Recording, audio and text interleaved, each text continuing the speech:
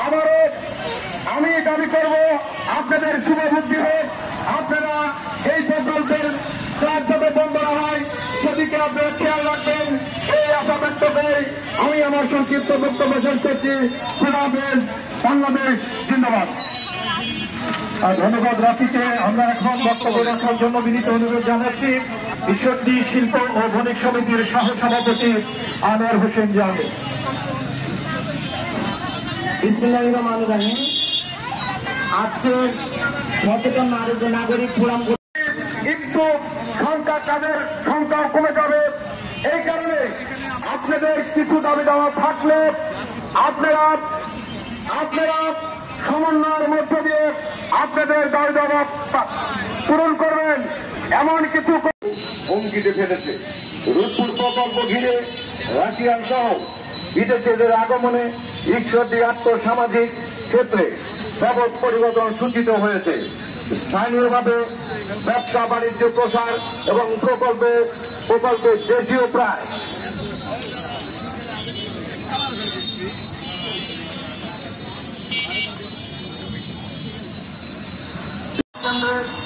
নির্মাণকারী রাশিয়ার ঠিকাদার প্রতিষ্ঠান একজন এক্সপার্ট এএসটি ঠিকাদার প্রতিষ্ঠান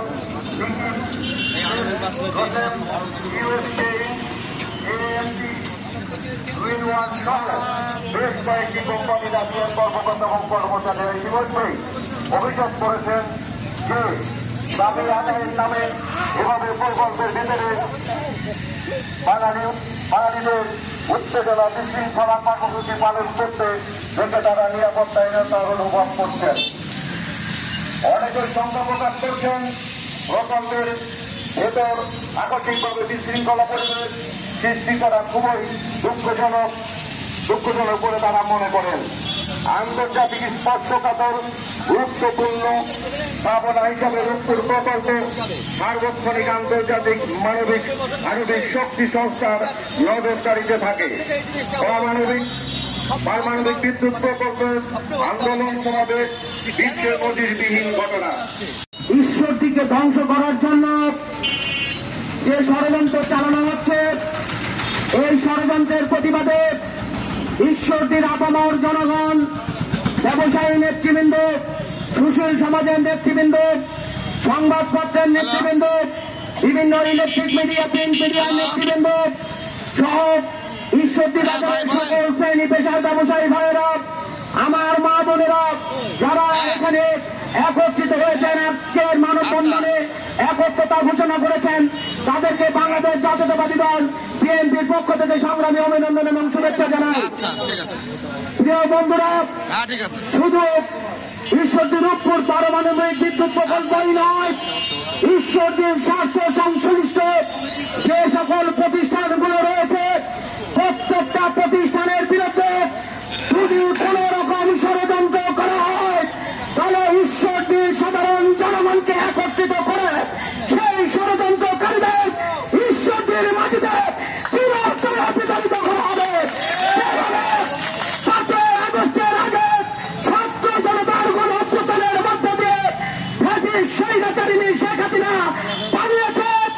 ঈশ্বরদীর স্বার্থ সংশ্লিষ্ট যে কোনো বিষয় নিয়ে যারাই ষড়যন্ত্র করবে, শেখ হাসিনার মতো আপনাদেরকে ঈশ্বরদী থেকে পালিয়ে যেতে হবে। বন্ধুরা আমার, আজকের এই মঞ্চ থেকে ঘোষণা দিতে চাই, অচিরেই ঈশ্বরদী বিমানবন্দর চালু করতে হবে। পাকশি থেকে যে সমস্ত অফিসগুলো রেলের সাথে সংশ্লিষ্ট, যে অফিসগুলোকে ষড়যন্ত্র করে পাকশি থেকে রাজশাহীতে পাঠানো হয়েছে, সেই অফিসগুলো অনতিবিলম্বে পাকশিতে আনতে হবে। এই আশাবাদ ব্যক্ত করে প্রিয় মা বোনেরা, আপনারা আমাদের ডাকে যে কোনো আন্দোলনে আপনারা অংশগ্রহণ করেন। এই জন্য বাংলাদেশ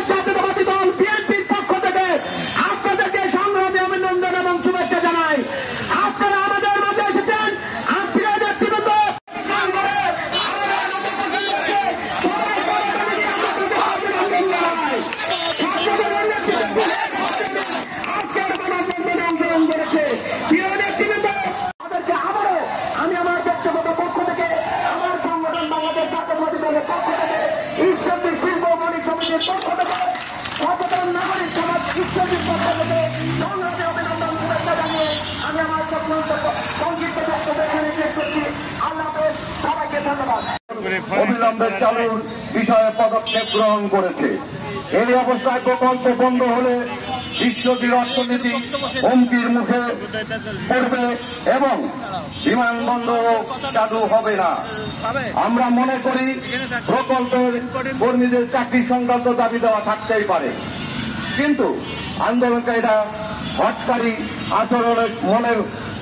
আচরণে মনে হয়েছে তারা পরিকল্পিতভাবে সরকারকে বেকায়দায় ফেলতে চায়। নিয়মতান্ত্রিক প্রক্রিয়ার ঊর্ধ্বতন কর্তৃপক্ষের সাথে তাদের দাবি যৌক্তিকতা তুলে ধরার সুযোগ রয়েছে।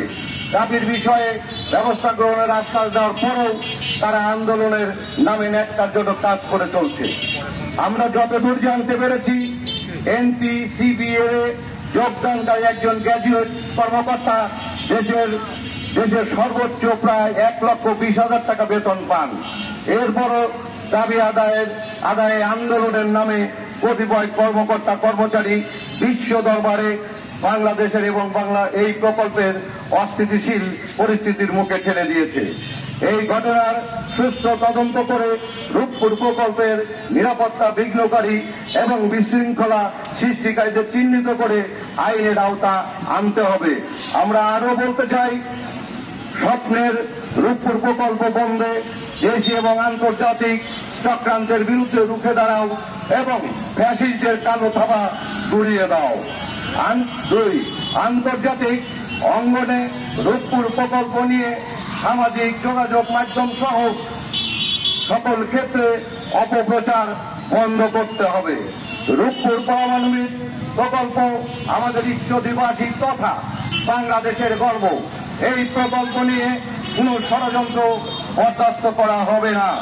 প্রকল্প এলাকায় অস্থিতিশীল করে দেশের ভাবমূর্তি নষ্টের ষড়যন্ত্রের রহস্য উন্মোচন করতে হবে। আন্তর্জাতিক নীতিমালা ও কোড অফ কন্ডাক্ট অনুযায়ী পরমাণু স্থাপনার নিরাপত্তা নিশ্চিত করতে হবে। রাষ্ট্রবিরোধী কাজে জড়িত চক্রের দৃষ্টান্তমূলক শাস্তি নিশ্চিত করতে হবে। অবিলম্বে রূপপুর প্রকল্প চালু করে জাতীয় গ্রিডে বিদ্যুৎ সরবরাহ করতে হবে। আয়োজনে সচেতন নাগরিক সমাজ ঈশ্বরদী। আমার এই লিখিত বক্তব্য আমরা প্রয়োজনে সকল সাংবাদিকদের কাছে পৌঁছে দেব। প্রিয় ঈশ্বরদীবাসী, এতক্ষণ আপনারা আমাদের দাবি দেওয়া সম্মিলিত মানে কেন আমরা আজকের এই মানববন্ধনের আয়োজন করেছি, কারণ আমরা মনে করি আণবিক প্রকল্প এমন একটা স্পর্শকারী জায়গা। আমি একটা কথাই বলতে চাই যে 16 বছর স্বৈরাচারী ফ্যাসিস্ট শেখ হাসিনা সরকার যখন ছিলেন তখন এই আন্দোলনকারীরা আমরা দেখি নাই একই স্বাধীন কোনো আন্দোলন করেন। তাহলে আমরা কি মনে করতে পারি, 16 বছর বিভিন্ন কোম্পানিতে এবং যোগ্যতা না থাকলেও তারা নিয়োগপ্রাপ্ত হয়েছেন। আজ তারাই দেখছে ফ্যাসিস্ট হাসিনা 5ই আগস্ট পলায়নের পর আবার একটা নতুন ষড়যন্ত্র করে দেশের একটি মেগা প্রজেক্ট, সর্বোচ্চ ব্যয় যে প্রজেক্টটা হচ্ছে, এটাকে যদি ধ্বংস করে দেওয়া যায় এ দেশের অর্থনৈতিকভাবে ধ্বংস হয়ে যাবে। এ ধরনের ষড়যন্ত্র লিপ্ত হয়েছে ফ্যাসিস্ট সরকারের মনোনীত সেই যারা চাকরি করেন তাদের চাকরির দাবি দাবা। আমরা তো বলেছি চাকরির দাবি দাবা আপনাদের থাকতে পারে, কিন্তু আপনারা নিয়ম মাফিক চাকরির দাবি দাবা আদায় করে নেবেন। সর্বোচ্চ বেতন পান, কোটি কোটি টাকা লুটপাট করেন, আবার দাবি নিয়ে মাঠে নামেন। আমি বলতে চাচ্ছি আজকে সচেতনবাসীর পক্ষ থেকে ঈশ্বরদের সাবধান হয়ে যান। রূপপুর প্রকল্প নিয়ে কোন ষড়যন্ত্র লিপ্ত হলে ফ্যাসিস্ট সরকারের মতো আপনাদেরকে দেশ থেকে বিদায় করা হবে। আমি বিভিন্ন সংগঠন সামাজিক ব্যক্তিদের বক্তব্য আপনারা শুনবেন। আমরা সাংবাদিক, লেখক, বুদ্ধিজীবী, সাহিত্যিক সর্বস্তরে মানুষ বক্তব্য করবেন। আপনারা কষ্ট করে আর আমাদেরকে 30 মিনিট সময় দেবেন। সবাইকে ধন্যবাদ। ধন্যবাদ। এস এম ফজলুর রহমান তিনি